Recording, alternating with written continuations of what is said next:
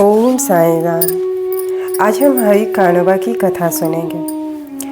बम्बई के हरि कानोबा नामक एक महानुभाव ने अपने कई मित्रों और संबंधियों से साईं बाबा की अनेक लीलाएं सुनी थीं, परंतु उन्हें विश्वास ही न होता था, क्योंकि वे संशयालु प्रकृति के व्यक्ति थे। अविश्वास उनके हृदय पटल पर अपना आसन जमाए हुए था। वे स्वयं बाबा की परीक्षा करने का निश्चय करके अपने कुछ मित्रों सहित बम्बई से शिरडी आए। उन्होंने सिर पर एक जई की पगड़ी और पैरों में नए सैंडल पहन रखे थे। उन्होंने बाबा को दूर से ही देखकर उनके पास जाकर उन्हें प्रणाम तो करना चाहा, परंतु उनके नए सैंडल इस कार्य में बाधक बन गए। उनकी समझ में नहीं आ रहा था कि अब क्या किया जाए। तब उन्होंने अपने सैंडल मंडप के एक सुरक्षित कोने में रखी और मस्जिद में जाकर बाबा के दर्शन किए। उनका ध्यान सैंडलों पर ही लगा रहा। उन्होंने बड़ी नम्रतापूर्वक बाबा को प्रणाम किया और उनसे प्रसाद और उदी प्राप्त कर लौट आए। पर जब उन्होंने कोने में दृष्टि डाली तो देखा कि सैंडल तो अंतर्धान हो चुके हैं। पर्याप्त छानबीन भी व्यर्थ हुई और अंत में निराश होकर वे अपने स्थान पर वापस आ गए। परंतु स्नान, पूजन, नैवेद्य आदि अर्पित करके वे भोजन करने को तो बैठे, परंतु वे पूरे समय उन सैंडलों के चिंतन में ही निमग्न रहे।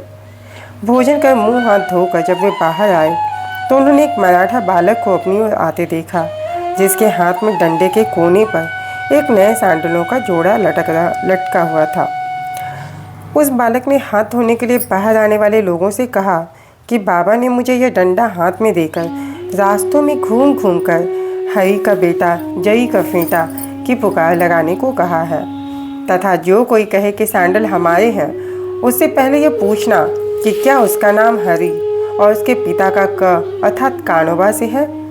साथ ही यह भी देखना कि वह जईदार साफा बांधे हुए है या नहीं, तब इन्हें उसे दे देना। बालक का कथन सुनकर हरि कानोबा को बेहद आनंद व आश्चर्य हुआ। उन्होंने आगे बढ़कर बालक से कहा कि ये हमारे ही सैंडल हैं। मेरा ही नाम हरि और मैं ही कानोबा का पुत्र हूँ। यह मेरा जई का साफा देखो। बालक संतुष्ट हो गया और सैंडल उन्हें दे दी। उन्होंने सोचा कि मेरी जईदार पगड़ी तो सबको ही दिख रही थी, हो सकता है कि बाबा की भी दृष्टि में आ गई हो, परंतु यह मेरी शिरडी यात्रा का प्रथम अवसर है। फिर बाबा को यह कैसे व्यतीत हो गया कि मेरा ही नाम हरि है और मेरे पिता का कानोबा? वह तो केवल बाबा के परीक्षार्थ वहाँ आया था। उसे इस घटना से बाबा की महानता व्यतीत हो गई, उसकी इच्छा पूर्ण हो गई और वह सहर्ष घर लौट आया। इससे हमें बाबा की सर्वज्ञता और सर्वव्यापकता का बोध होता है।